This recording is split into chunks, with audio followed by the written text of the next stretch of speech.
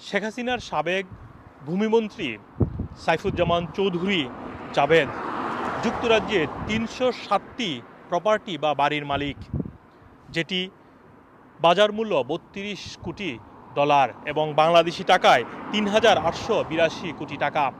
এমন একটি অনুসন্ধান প্রতিবেদন প্রকাশ করেছে আল জাজিরা।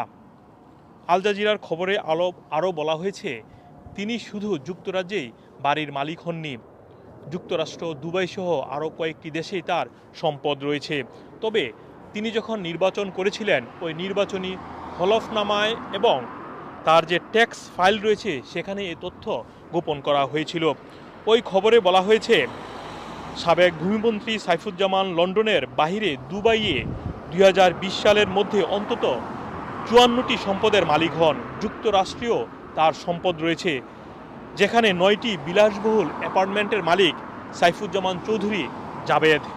আল জাজিরার খবরে বলা হয়েছে, তার যে প্রতিবেদনটি বা অনুসন্ধান যে প্রতিবেদন সেটি বৃহস্পতিবার প্রকাশ করা হবে, এছাড়াও শুক্রবারেও সেটি প্রকাশ করবে এবং এই অনুসন্ধানী প্রতিবেদনের নাম দেওয়া হয়েছে the ministers millions on Al Jazeera, যেটি বৃহস্পতিবার জিএমটি টাইম 4:30টায় প্রকাশ করা হবে এবং শুক্রবার 8:30টায় প্রকাশ করা হবে। দুইটি টাইমে সেটি প্রকাশ করবে আল জাজিরা। এবং আল জাজিরার খবরে যে তথ্যগুলো আরও উঠে এসেছে, তার বিলাসবহুল জীবনের নানা গল্প উঠে এসেছে।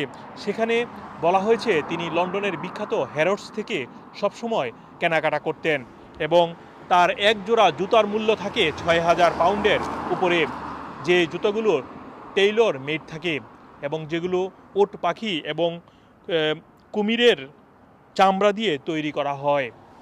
এদিকে এই ভূমিমন্ত্রীর ব্যক্তিগত এবং ব্যবসায়িক সব অ্যাকাউন্ট স্থগিত করার নির্দেশ দিয়েছে বাংলাদেশ ব্যাংক। এছাড়াও এই ভূমিমন্ত্রী বর্তমানে কোথায় রয়েছেন সেটি অজানা রয়েছে। তবে বাংলাদেশ ছেড়েছেন বলে একটি কথোপকথনে তিনি সেটি উল্লেখ করেছেন। এছাড়াও আল জাজিরার ওই প্রতিবেদনে বলা হয়েছে, সাবেক প্রধানমন্ত্রীর সাথে খুব সম্পর্ক ভালো ছিল এবং তার সাথে তার গভীর সম্পর্ক ছিল এবং তিনি যে এত ব্যবসার মালিক বা তার যে বাহিরে ব্যবসা রয়েছে সেই বিষয়গুলো অবগত ছিলেন সাবেক প্রধানমন্ত্রী শেখ হাসিনা।